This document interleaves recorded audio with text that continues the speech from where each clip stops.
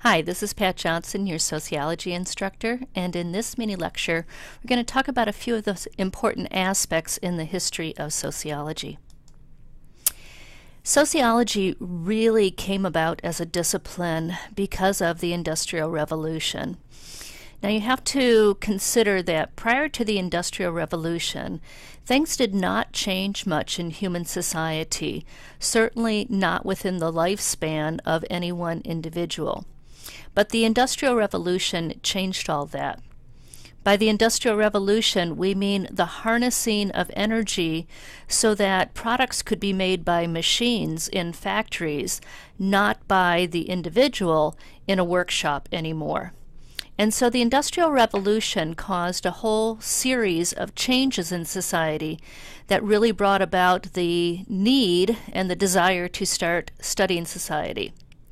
First of all, when the Industrial Revolution came about, people started to migrate from the countryside to the city where the jobs were in the factories. This meant they were working for somebody else, usually under harsh conditions, and they were leaving behind the lives that they had known all along. Also, there was a lot of political and social upheaval during this time. Both the American and then the French Revolution were going on, so things were changing because of those political forces, but also society itself was changing. Finally, the Industrial Revolution caused a huge amount of economic growth.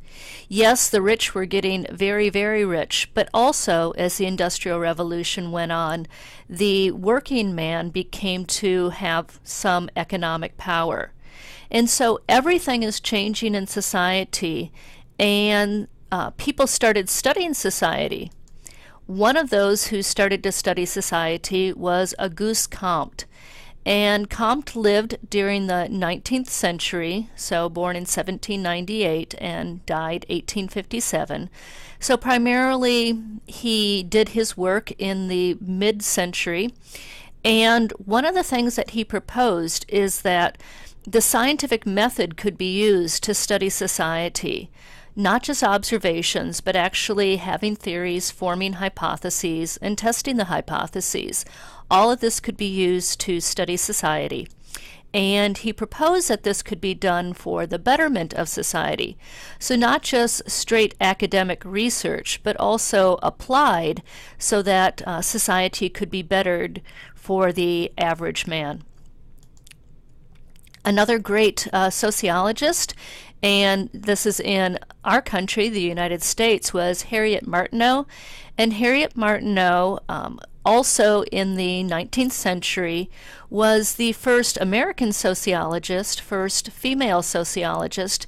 She was responsible for translating Comte's workings, his writings from French to English, and she was also a great pusher for reform in society.